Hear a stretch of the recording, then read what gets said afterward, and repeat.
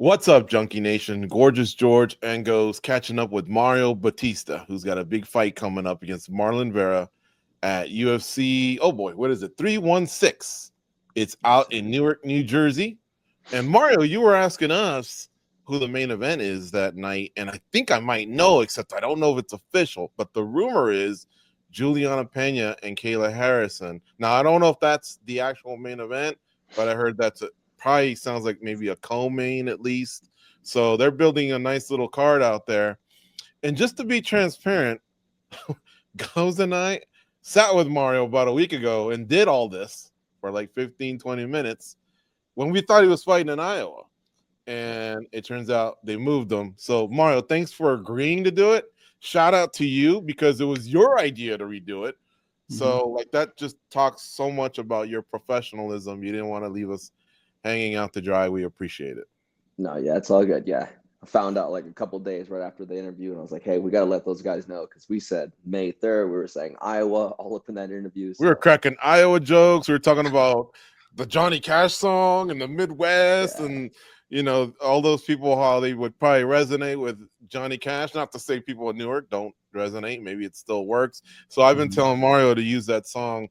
I think it's called, what's it called? I've Been Everywhere. I've Been Everywhere, yeah. And he's from Winnamaka.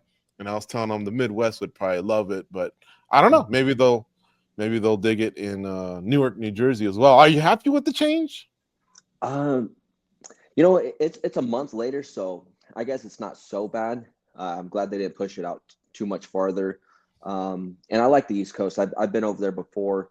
I've been to Brooklyn, so I think it's right across that water right there. But yeah, I like it out there. So I'm excited to go back out there. Good fans. I'm excited.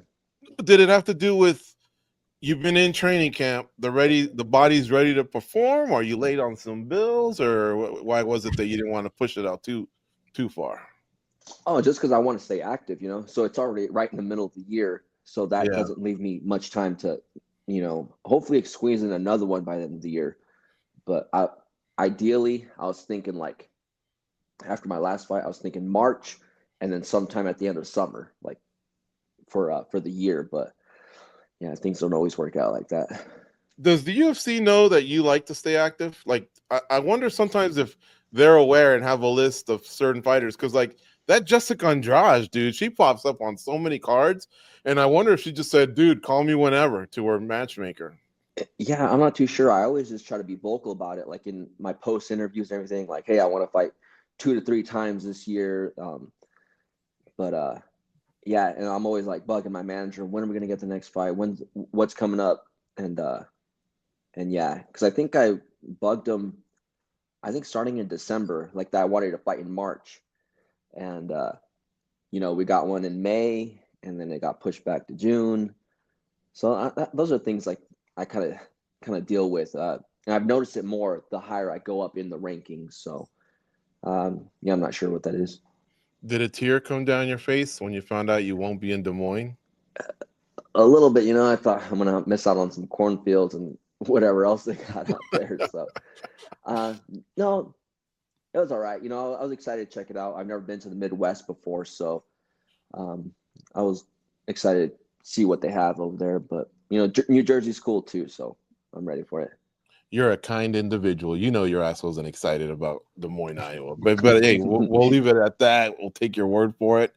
If I had to fight there, that's my job. Okay, cool. But I don't know about excited. You know, I don't know. Yeah. Well, Montreal. Would you have wanted to fight at Montreal on that one? Go over the border, get taxed twice? Oh, geez, now you kind of stopped me right there. Yeah, that's the thing, right? The taxes in Canada, like in Australia, I guess anywhere overseas. Yeah, that's the kind of crappy part about it. I guess it'd be cool to get out of the country one of these days, but yeah, I like money too. We talked a week ago. Some of these might feel like repeat, but you know the audience hasn't heard it. So, are you cool with Marlon Vera? Have you guys ever trained, interacted? You know, he kind of had a little bit of a rivalry with your friend and teammate Sean O'Malley.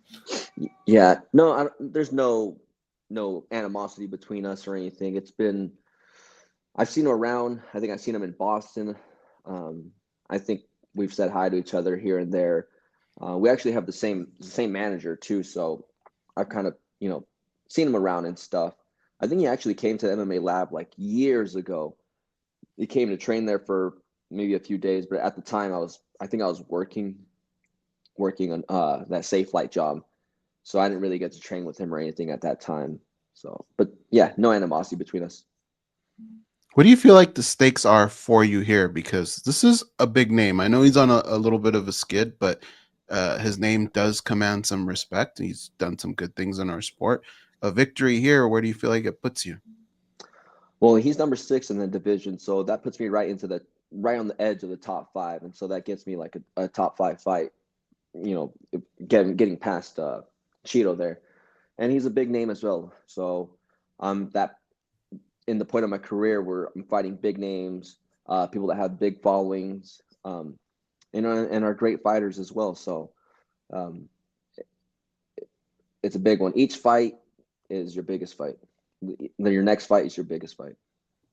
I heard from fighters that as they progress in their career, it gets harder and harder to kind of change up your style. And, you can add things, but it's hard to change a little bit. A guy like Marlon Vera, who's probably searching for answers, trying to figure out what's not working for him. Do you expect him to be very different in this fight, approach it differently? Or do you think he's going to maybe do some of the things that he's been known to do and just hope he can get past you with it? Yeah, I don't see him changing too much. I think he's trying to fix some things to get to where he wants to be and to continue to do the things that that wins him fights and whatnot. Maybe working on wrestling defense, because that's just kind of been his Achilles heel these past few fights, a couple actually. But yeah, I don't see too much difference. I think once we start going, he's going to kind of fall back into his usual habits, and yeah, I think that's about it.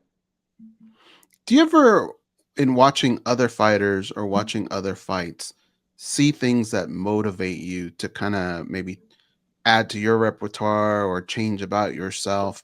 Have you ever been inspired by another fighter in that way or a fight? And if so, can you share? Yeah, there's been plenty of fighters that kind of get me inspired, and it's usually like the specialists.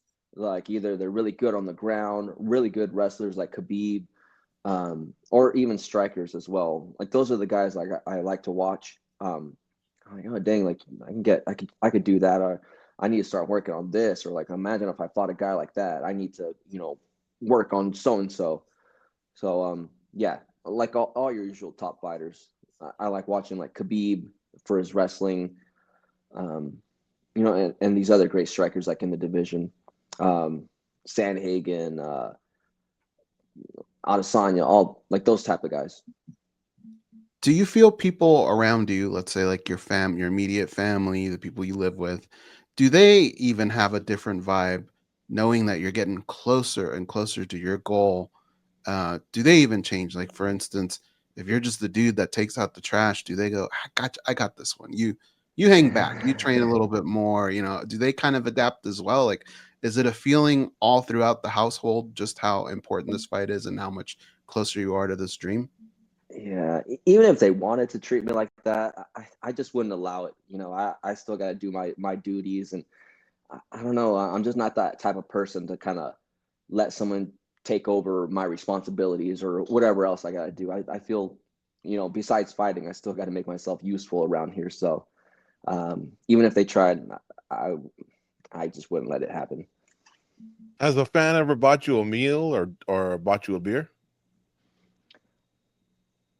I think so. I think after some fights, I think I've had some guys buy me a drink. Yeah, buy me a drink. I think this last one, some dude bought me a drink and gave me he gave me like one of these bead bracelets things, and he said it was like it's for strength. The stones mean strength or something like that. So that was one of the last ones. Yeah, I don't know if he was hitting on me or what, but yeah. Well, you were in Utah. It's probably soda, not a drink, right? Because I think it's a dry state as soon as it gets to midnight. No, we didn't even try there just for that reason. No, this is when I came back and I went out like that first week I got here. But yeah, we didn't even try it in Salt Lake. By the way, do you have a lady, a wife, a girlfriend, or are you single dude? Or No, I got a wife and a 6-year-old daughter here. Oh, okay. Mhm. Yeah, and the dude was he's trying to give you a gift. Oh Yeah. man, well maybe it was good intentions. All right, so I do want to ask you something here. You brought up Safe Light, and you had told us about that years ago that you held a job, Mhm. and I can't get it out of my head, Mario Bautista. Every time I'm driving around and I see a cracked windshield, or believe it or not, I just the other day I saw somebody getting their windshield repaired, and we're starting to get into those warmer days here in Nevada. And when I know when it's 110 here, it's 120 down in Phoenix, Arizona. Yeah. God, man, like you must shudder at those days once you would get to June through August, changing windshields in 120-degree weather with rude people, probably, right? Or were they nice? I don't know. You must not miss that at all.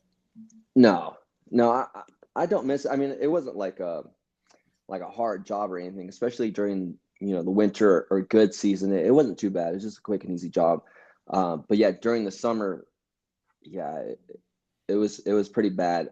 On top of dealing with not knowing if you're going to run into like a customer that's just being an a-hole or something. And after all that, having to come back home, change, and then get ready to go to practice. Oh, Already kind of drained. So yeah, I did that all the way up until my UFC debut. But yeah, I definitely don't miss it. I see these guys out here working. I feel for them. I understand, and if they like it, that's cool. But hopefully they find something good. did you ever have to use your fighting skills while anything ever happened while you were fixing a window? Someone started to get loud, and all of a sudden you were clenching your fists. No, I'm usually pretty reserved. And I got to keep that job too. So, but man, some of these customers they can get pretty upset about little things that they can't even control. It is like their second biggest purchase too, so you got to understand that. But no, never really got close. Towards the end there, at the beginning, when someone would kind of get upset, man, I would think about it all day. Man, like that dude got so upset. I would think about it. I would stress, and then towards the end, like as soon as I'm done with that job, I forget about it. If they were at home, move on to the next one. Forget about you. I'm never going to see you again, probably. So. If you're Yeah. walking through an airport or just at your house and you hear that commercial, Safe Flight Repair, Safe Flight like, do you kind of smile and tip your hat to the good old days, or are you like, change the channel? Oh no, it kind of stresses me out a little bit. That little jingle. Yeah. Damn. So yeah, no, it was cool. Everyone was cool. The coworkers, but I don't see myself ever going back. Mm-hmm. John Crouch will be in your corner. Yes, he'll. I think he'll be in the corner for the rest of my life.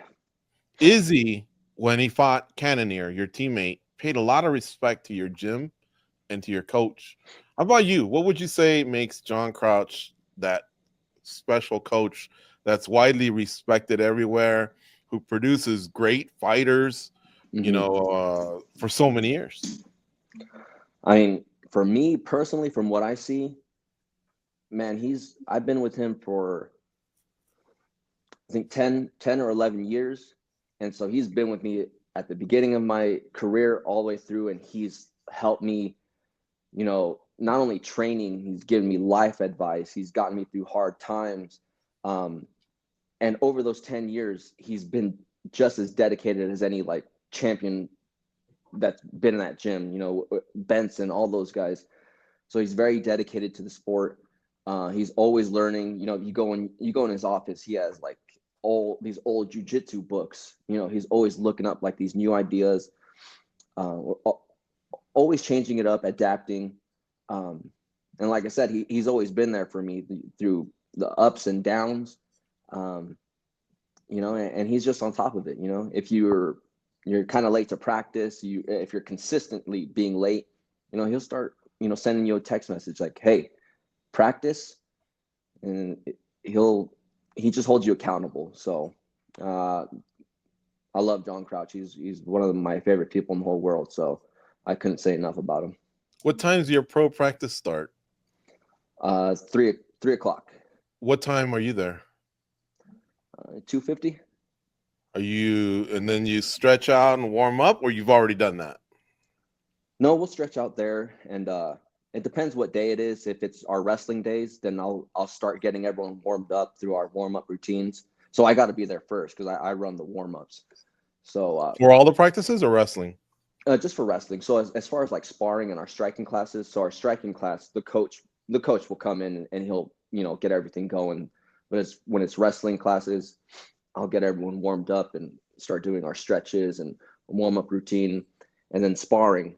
We all just, once that clock hits, either it's 12:30 or 3 o'clock, we'll just start putting on our stuff and just start the rounds. I'm not some FBI forensics guy or psych guy or anything like that, but I noticed something. When I asked you what time you get there, you kind of cracked a smile. 250. Be honest with me, Mario Bautista. You've been one of them late guys that got a text from Coach Crouch recently or at one point, because it's almost like it was relatable. No, I just picture all the guys coming in late. I'm watching your eyes, Mario to practice. Bautista. You sure it's not you? Oh man, I've been around for too long, around a bunch of grumpy old coaches. I know not to be late, Yeah. So and it just doesn't even feel good to be late, to be honest. Like you're that guy that walks into the room, everyone's already warming up. He gets that extra like 3 minutes of work, and you're just behind. And then you're looking for a partner or whatever, and just like you're wondering why you don't got a good partner is because you showed up late, those kind of things. So yeah, no, I smile just because. Like I said, Okay. I'm I thought it was picturing like this guilt was starting to come out. No, I picture all these guys at the gym that they make me laugh, and they just try to sneak in during the warm-ups. I'm like, I see you, bro. Extreme Couture has a 3:30. I see guys tiptoeing like at 3:45. I'm like, man, at that point, the tiptoeing gonna make no difference. Just walk in and get your ass chewed out, but you're way late. And then I see guys show up at 3. They're stretching, they're kind of tumbling, warming up the body. And part of me is like, man, I wonder if that's the difference between a jabroni and a regular Joe Schmo, or a regular Joe Schmo and a contender, or a contender and a title challenger, or a title challenger and a champion. Just those differences. You know what I mean? Yeah, no, I believe that to be true. I think little things like that, that show your personality or your integrity or whatever it may be. Those are like the little things, especially they add up over time. You become, either a good person, great fighter, this and that. But yeah, definitely don't like to be late. Did you watch the fights on Saturday in Mexico? I watched a few of them. I watched the main event. I know there were some that I missed. Okay. I was wondering if you watched Kevin Borhos against Ronaldo Rodriguez. Borhos is the Peruvian kid. Oh, yes. They're flyweights. What did you think of his boxing? I thought it was spectacular. And I was going to ask Eric Nixick. I don't like to drop names. They say it's not cool. Sean Connery once told me that. But no, I was going to ask Eric Nixick, hey, man, like, are you guys all anxious to get in there and just maybe duplicate what some of the fighters did that previous weekend? And will Kevin Borjas be one of them? I mean, he had his chin tucked. He had different types of defenses, good head movement. His jab was stinging. His 1-2 was powerful. I mean, he kept nailing Rodriguez right on the jaw. I was like, whoa, this guy's got some boxing skills. Yeah, no, that fight was really, and I think that was the first time I've seen that kid fight. But no, it was really beautiful to watch. He had good foot movement. He was just reeling that guy in, and he would drop that 2 on him every once in a while. And I mean, Rodriguez was eating those 2s. Yeah, he's got a chin. Yeah, but no, it was really nice to watch. I thought it was very, very technical. Of what was his name? Kevin Borjas. He's from Lima, Peru. Yeah, and his opponent was Ronaldo Rodriguez, the guy they call Lazy Boy. Yeah, no, I know Lazy Boy. Yeah, that Kevin kid, that's the first time I seen him fight. He looked great, as far as like stand up and everything. I obviously didn't go to the ground, but yeah, he looked good out there. All right, Goes has one last one, and then we'll let you go. Go ahead, Goes. Mario, so we've seen different versions of Marlon Vera. He's a nice guy. He can be very respectful, and sometimes he likes to get into his opponent's face and kind of try and stir things up. But some fighters like that. They feel like it pulls another gear out of them. What Marlon Vera do you hope shows up that night? Either or, it don't matter. I don't get too invested in like my opponents, like personas or their kind of energy they're trying to bring out. I've been around so long. You could try to mean mug me, do this and that. And it's just, it doesn't really change the way I would fight. Maybe if you're just like cool and didn't even say a word and just were straight face all the time, maybe that would worry me a little bit. I'd be like, what's going on? Mm-hmm. But yeah, I'm just expecting the best Marlon Vera. So, well, whatever that looks like.